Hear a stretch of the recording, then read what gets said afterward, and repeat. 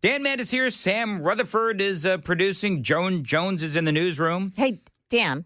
Yes. I'd like to do a little more fun with audio with you. Oh, okay. Yeah. You got so fun with audio, for you folks that don't know, fun with audio is Joan and I and Sam riffing on audio and video that we have not yet heard. And it's just very extemporaneous. Oh, that's a good word.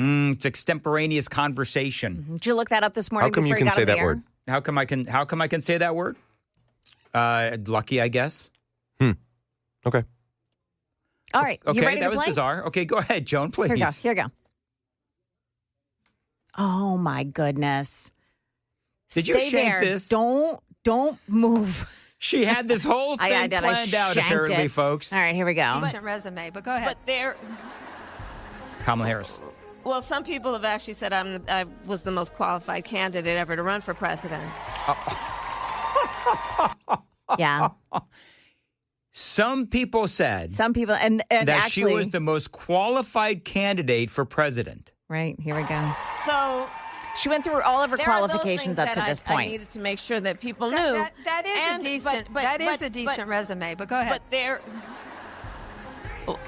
Well, some people have actually said I was the most qualified candidate ever to run for president. Oh, my goodness.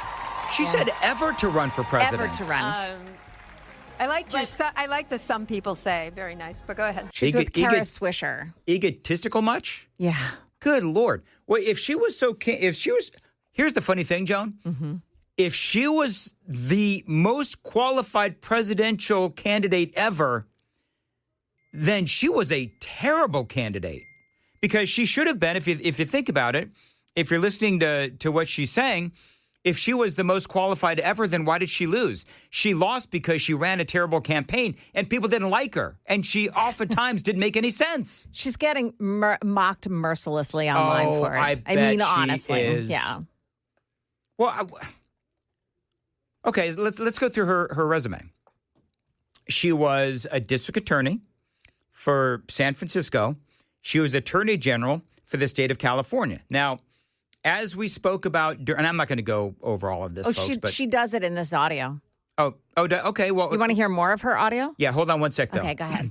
In the when she was the district attorney in San Francisco, don't forget that there was a lot of controversy when she was there, because there were, number one, she put a lot of people behind bars for pot offenses. For pot offenses, that's Yeah. right. That turned out to be, of course, in modern day, very controversial, because what she was trying to do was she was trying to pad her numbers on convictions, right? So we had people from the California Globe on, which is a publication out there in California. When she was attorney general, California is still suffering the consequences from her soft on crime policies when she was attorney general. I don't know much about when she was a senator, but I know that they tried to call her a moderate, but she was anything but. I mean, that was clear. And then, of course, as vice president, she became a national and international joke because of her word salading and that stupid moronic laugh. Yeah. And then she, of course, turned out to be, which, by the way, you know, a politician is a good liar.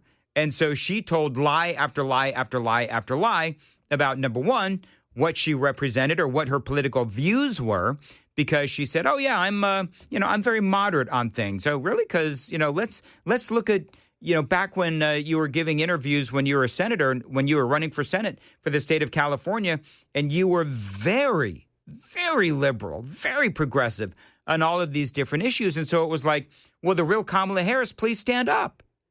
So, I mean, go ahead and run her qualifications there. All right, so here we go. I've done, and the fact that I was elected district attorney for 2 terms as the first woman elected attorney general of the state of California, ran the second largest Department of Justice in the United States, second only to the United States Department of Justice. I was the United States senator, second black woman elected in the history of the United States. It's all about identity. Senate. It's all about and I was the identity. first woman vice president of the United States. Yeah, so there you go. You know what the thing is? It all began. Mm-hmm. It all began because of Willie Brown. Oh, yeah, absolutely. Willie. Okay, so for people that don't know the story, Willie Brown was the mayor of San Francisco, right? So he was the mayor of San Francisco, and she was, I guess, working in the prosecutor's office or whatever it was, but they were having an illicit affair because, Willie was having an affair with Kamala while he was married to, obviously, a woman.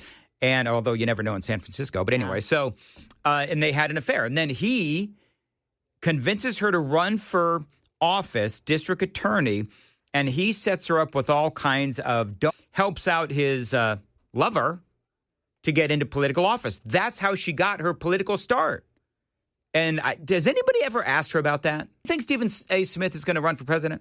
I think he's going to run for something. I don't know that he would run for president, but he's well suited to. He's one of the more, and I do not like his personality whatsoever, but he's well suited to run for something. He's logical. He's logical. There is a lot of common sense there with Stephen A. Smith. He's not afraid to call out the Democrats. And see, that's why he would have to run as an independent, because the machine that is the Democrat Party would never support Stephen A. Smith because, well, you just said it, Joan. He's logical.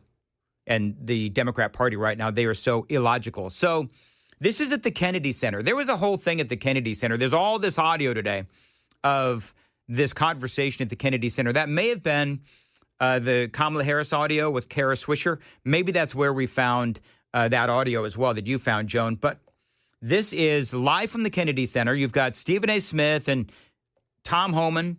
I think Bill O'Reilly is up there and Chris Cuomo is as well. And they're talking about the issues. And the topic of should ICE agents be allowed to wear masks comes up. And this is Stephen A. Smith versus Tom Homan. Identity. Law enforcement officials throughout this country don't get the license to do that. They have to walk up to you. They have to identify who they are. They have to make sure it's clear. An ICE agent getting to conceal their identity is not a privilege or a situation that other law enforcement officials have. Why should ICE agents have that? Look, you know when you said that Stephen A. Smith is logical? Yeah. Not here. I take it back. So, I mean, I don't know what Tom Homan's going to say. So I'll continue the conversation. But to answer Stephen A. Smith, I'm sorry, but your party, the Democrat Party, is out there calling for, essentially, they're calling for violence against ICE. You have Antifa calling for violence against ICE. We just had the story yesterday where we have these drug dealer kingpins in other countries that are calling for bounties. They have bounties on the heads of ICE agents. They're being threatened. What was it? I think it was like $12,000 for information on an ICE agent. I think you had, I don't know what it was, but I mean, everywhere from street agents to, the folks within the Trump administration working for ICE. You've got these drug kingpins that are calling for their assassination, and they've got bounties on their heads. So I would say to Stephen A. Smith, that is why they should be allowed to wear masks, because your party is essentially asking for violence against them. Let's see what Tom Homan has to say. Why should ICE agents have that? Look, I don't pretend. Homan is smiling. You know that he's thinking, screw you, all you people that are clapping. I don't particularly like the mask either, but name another law enforcement agency that's over 1,000% attacks on them. And name another law enforcement agency whose spouses and children have been doxxed on social media and been attacked and bullied in churches and schools. These men and women put a gun on their hip and wear a Kevlar vest to go on the streets every day, look for the worst of the worst, makes this country safer. Them wearing a mask, if that protects them and protects their families, then that has to be done. No one knows, I remember the days some of these cities, if they weren't wearing a mask during COVID, you got reported to the police and got arrested for it. These men and women are trying to protect themselves and their families. And again, I don't like the mask. I wish there wasn't need for it. But there's not another law enforcement agency dealing with the attacks that ICE is dealing with right now. Look, immigration enforcement, I've been doing this since 1984. It's always been controversial. It's always been emotional. Mm-hmm. But people need to remember the men and women of ICE, They don't hang their heart on a hook when they go to work. They're mothers and fathers, too. They have children, too. And they take very, very emotional things home with them every day. You know, I've done this for over 40 years. Yeah, so, I mean, Tom Homan is right on so many different fronts there.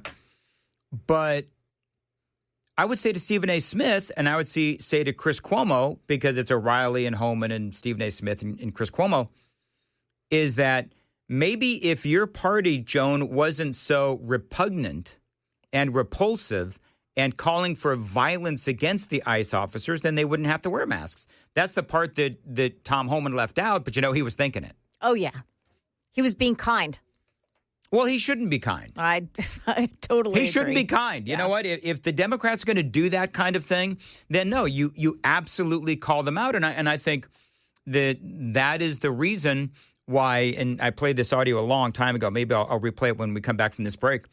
But maybe that's the reason why Harry Enton from CNN played this in the 5. But his latest polling, and as he crunches the numbers on CNN, Harry Enton is saying, you know what? The mojo, the momentum that the Democrats had even back in April has completely evaporated. And the reason why it has completely evaporated is because, as I said in the 5 o'clock hour, it's because they are just, number one, they're nonsensical. Number 2, they are embracing violence in the streets. Number 3, they're not being rational when it comes to this shutdown, among many, many other things. It is 8:22 on Nashville's Morning News on Super Talk 99.7. Joan's got the news coming up at 8:30. Joan. Yeah, a judge has just thrown some cold water on President Trump's authority again. And Franklin, the city of Franklin, is reconsidering a new roundabout. We've got that story coming up here at 8:30 on Super Talk 99.7 WTN.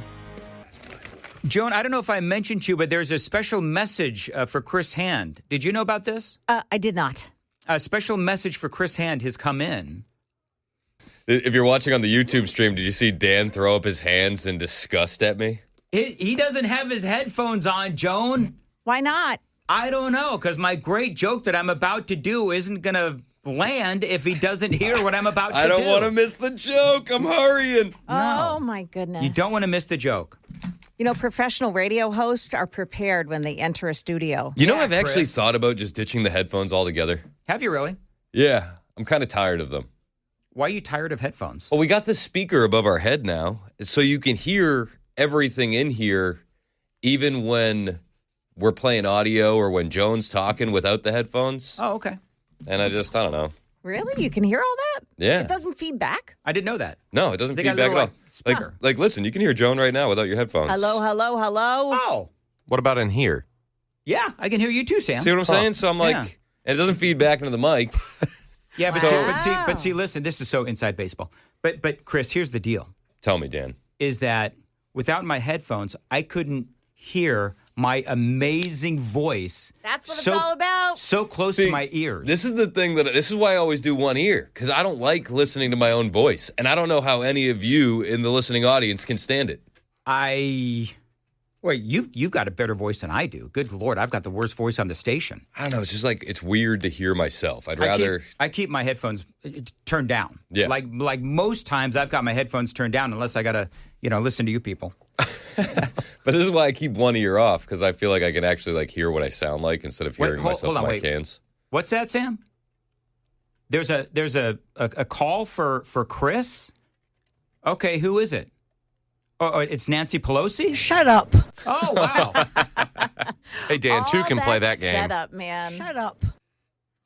Oh, okay. Now Sam's got the shut up soundbite. Shut up. So now we're all just going to have fun with the Shut up. Shut up.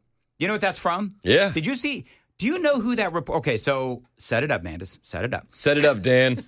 So yesterday there was, or at least earlier this week, whenever it was, there is a reporter from Lindell TV. I love that Lindell TV. Yeah, my favorite part about this clip, are you going to do the video? Because After Nancy Pelosi tells her to shut up and she gets the soundbite, she turns around. Yes. And the smile that comes across her face because she thought what we would all think, oh, that's cold. We were laughing at this. Okay, so let's set this up.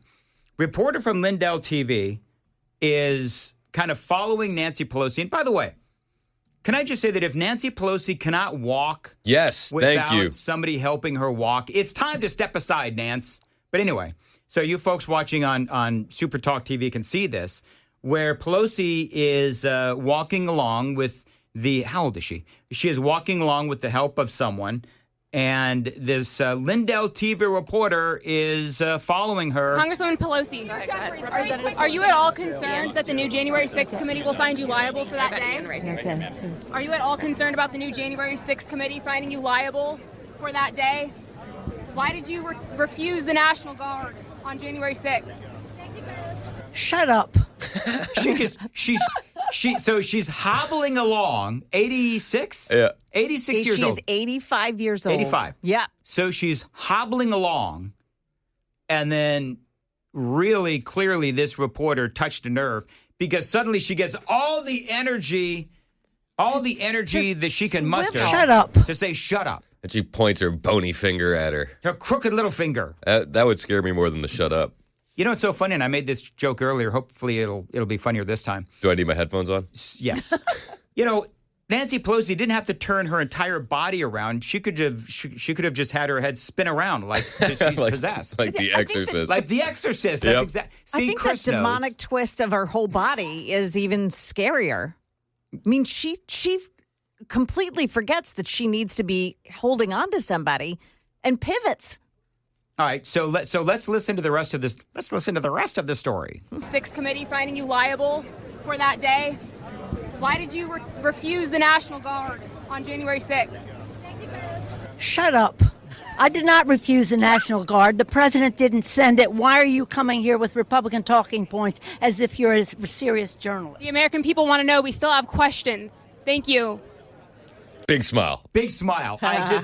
For you folks listening on the radio, she turns around and she's got a big smile like, got her. Oh, yeah. I mean, that's a money clip. Oh, that is, well, because you know what the funny, so she's a younger reporter and she totally knows. She totally knows she that gets it. Yep. in real time that she is, that she's got her. And that clip is going to go viral and you know, silly talk show hosts like me are going to be playing that clip. But here's the deal, Chris, as you know, Nancy Pelosi took responsibility for not having the National Guard. She did. You want to you want to intro the clip? Well, you just did. I've got You just said.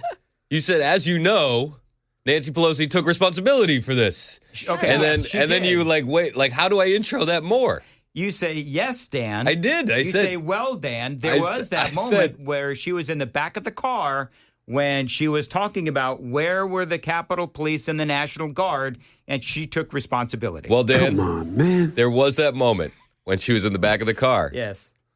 Owning it and taking responsibility for not ordering. Let's listen to that, shall we? Let's go down memory lane. It's funny you should mention that, Chris. Should we call the Capitol Police? I mean, the National Guard? Why weren't the National Guard there to begin with? They thought that they had sufficient resources. No, that is not a question of how they had been. They don't know.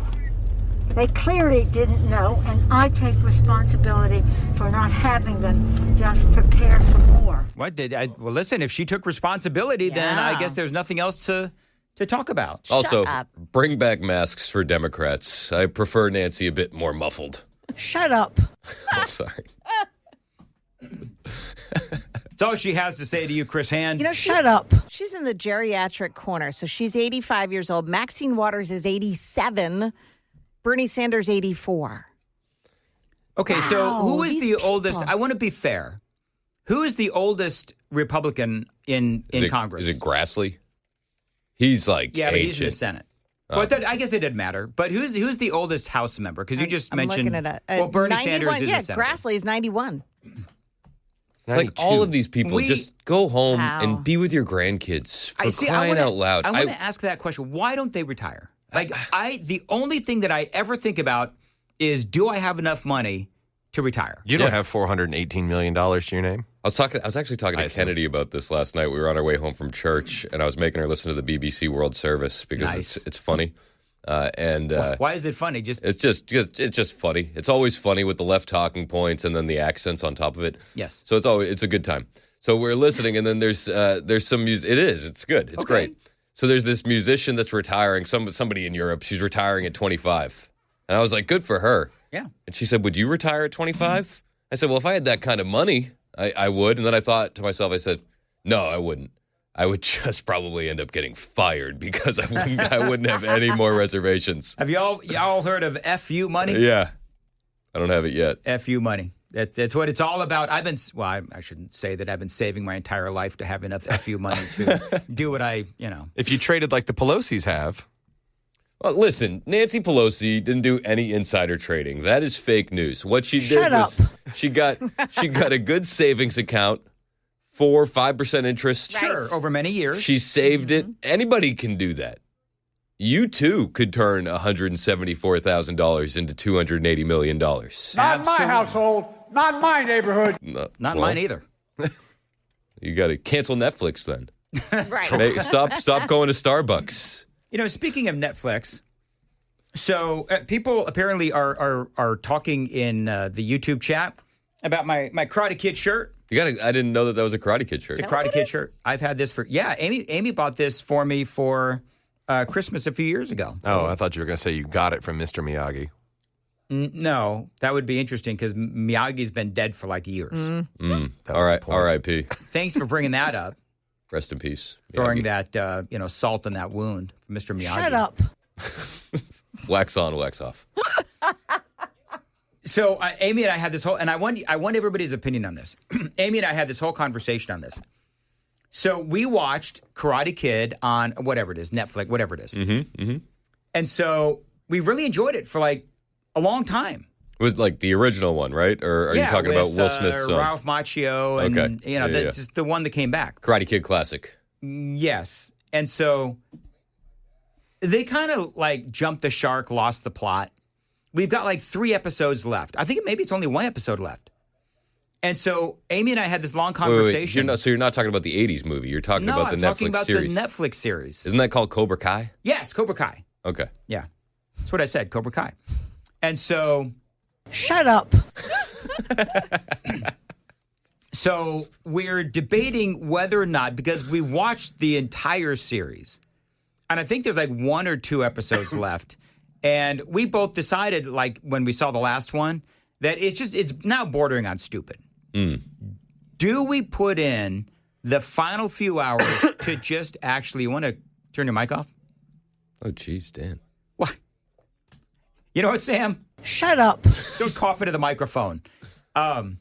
Do we put in the time to finish this series so that we can at least say that we finished it? No. Or do we just like say, screw it, we're done? No. And you should cancel your Netflix membership. And then in the comments, you should say, you're transing the kids and Cobra Kai fell off. Cobra Kai fell off the whatever it is. You know what Cobra Kai needs? Needs a trans athlete. Do you know what? It wouldn't surprise me if they did have a trans athlete at some point. Would you be mad if you stuck it out for the last few episodes and found out that that's who wins the tournament? Just beating broads up. You know what? I would be. Just beating those broads. Have a guy enter the women's competition. Oh, my God. See, that would, though, be great for the conservative cause because it would be proof that men pretending as women can do serious damage to, female and karate people. I would need it to an 80s montage. You would need it to an 80s montage? Just this dude just roundhouse kicking these broads. Dun, dun, dun. That would actually be very funny. Gonna need a montage. There's so many things that I have not finished yet. Like I have not finished America's Morning Show, The Morning Show. Okay. I've not finished The Morning Show, which they're already now out with the season 4, and I haven't even started season 3 yet. There's a number of other ones that I have a problem with finishing things. I don't finish anything. No? No TV series. Okay. I have a very hard time. Do you have a problem with commitment like I do? Because clearly I have a problem. That's what Amy says. I've got a problem with commitment. And I tell her, Do you guys Shut not, up. Do you Tell her guys to shut not up. finish home projects either? Are you one of those guys? Here's the best part. You Hey, don't. Joan, you don't. Joan? Shut up. You don't have to finish what you don't gotcha. start, Joan. Yeah. Okay. Joan, let me ask you this. Yeah. Do you finish what you start? I try. Okay, that's not good enough. Okay. You need to try harder. Hey, Dan. Try. Do or do not. There is no try. Excuse me, Sam. Hey, Dan. Yes. Shut up. Thank you. Da-da. That's like Nancy that's like Pelosi's the mind melting. It's like by the way. 15th email chime I've heard. Yeah, I know. I don't know where it's Who is coming that? from. Is that me? Yeah. Is that me? Yeah. Oh, is it? Did you just It's send not me an me. email? No. That's not me. He just emailed you. It's an attachment of Nancy Pelosi saying "Shut up." You know what I say to my computer? Shut up. You know, if That I was was way overdone if I was this going to bit. email Dan an attachment for something, it would probably sound more like this. I will kick you in the neck. Okay. I didn't know we had that on the hotkey. Apparently we do now. All right, 8:51 on Super Talk 99.7. All right, so what is coming up on the Chris Hand Show? Well, we're going to do the battle of the town halls because last night you had CNN running to the left and then you had News Nation trying to make their way to the middle. We'll talk about that while Donald Trump is cracking down on crime, saving 5,400 kids. How about that? That's massive news. That is huge. And it's not going to be celebrated the way it should be. So we'll talk about that and a whole lot more. What did you think of Stephen A. Smith and Tom Homan going back and forth? I played some of that audio earlier. I think that for Stephen A. Smith, if you want to be that outside voice of the Democrat Party, to jump onto the masking talking point was just stupid. Yeah, and Tom Homan, Homan left like 3 or 4 talking points out of his response, but I don't know why Stephen A. Smith... Joan said that Stephen A. Smith was logical, and then she had to recant that when I played her that audio. Yeah. Fake news, Joan. I don't think it's recanting. I just think that he had a moment. But for the most part, he's one of the more sensible Democrats you've ever heard in your life. Shut up. Listen, I think Stephen A.'s running for president. I think there's no way around it. Okay, but here's the question. Do you think the Democrats would support Stephen A. Smith as their candidate? Because he is antithetical to some of the things that they believe. He is more, as Joan did say, and she's right, What do the he is more rational and logical. What do the Democrats love more than anything? Power.